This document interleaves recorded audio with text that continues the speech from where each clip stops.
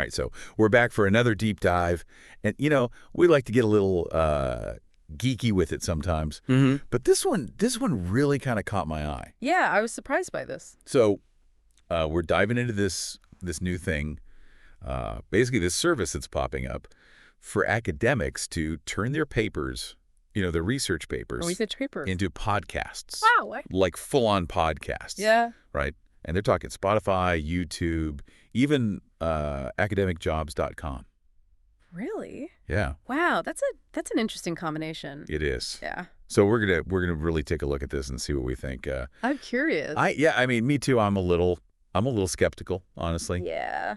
But I'm open to it. Yeah, I'm always open to new ways of sharing knowledge. Sure. Yeah. Especially, academic knowledge, which can be, well, let's face it can be pretty dense sometimes. Oh, absolutely. Locked away in those ivory towers. It can be tough, right? To even get through like some of those papers. Exactly. With all the jargon. Yeah, all the jargon. And all the footnotes. Yeah, all the footnotes, exactly. It can be pretty intimidating. Absolutely. But, the traditional way of getting that knowledge out there through journals and conferences, that whole process can be so slow. I know. It's like watching paint dry sometimes.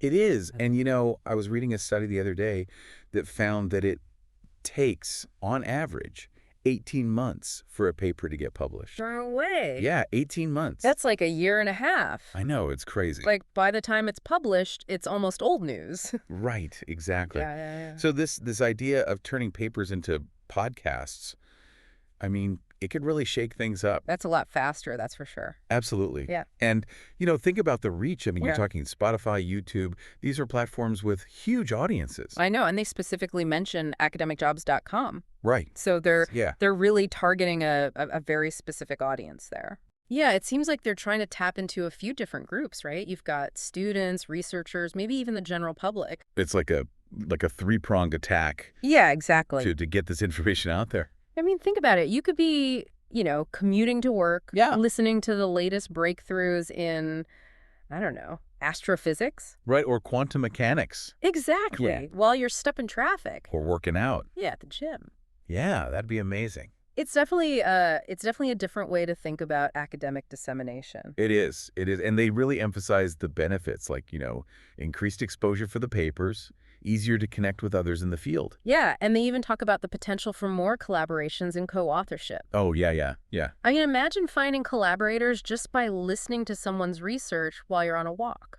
That would be amazing. Yeah, I think there's a real potential there for building connections and sparking new ideas. Huh. Absolutely. And it's interesting. They even mention a featured podcast spot. Oh, on academicjobs.com. So it's almost like a curated list. Yeah, like a best of. Yeah, a best of research podcast. That's a good point. How would they choose which ones to feature? Right. What would the criteria be? And that brings up a really important point about quality control. Yeah. I mean, the whole foundation of academic publishing is peer review. Yeah. Where other experts in the field scrutinize a paper before it's published. Right.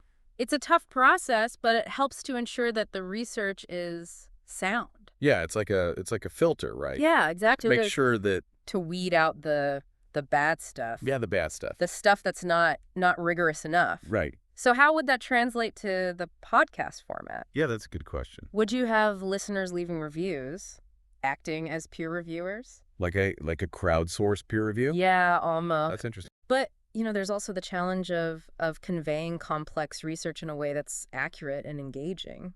Yeah, I mean, I've struggled with some of those dense academic papers. Me too. I can't imagine trying to follow along while I'm out for a run. Right. It's a lot to process. Yeah, and there's a risk of oversimplifying things or even misinterpreting the findings. Absolutely. You have to strike a balance between making it accessible and maintaining the integrity of the research. Yeah, you don't want to dumb it down too much. All right. But you also want people to be able to understand it. Exactly. So it's a tough challenge. It is, but I think it's one that's worth exploring. Yeah, for sure. I mean, think about shows like Radiolab or 99% Invisible. Oh, yeah. They've proven that you can make complex topics fascinating and engaging. Yeah, they're really good at that. Yeah, they use storytelling, sound design, all these creative elements to draw you in. Yeah, if we could bring even a little bit of that magic to academic research, I think that'd be huge.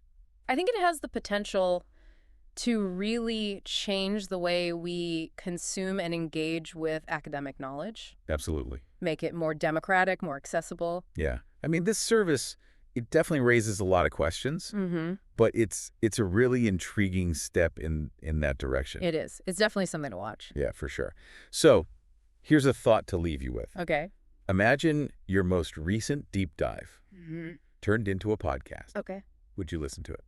That's a good question. Yeah, what aspects of your own research or any topic that really fascinates you would make for a truly compelling podcast? That's something to think about. Right. Food for thought. Definitely food for thought. Okay. Until next time. See you. Yeah, see you. Bye. Bye.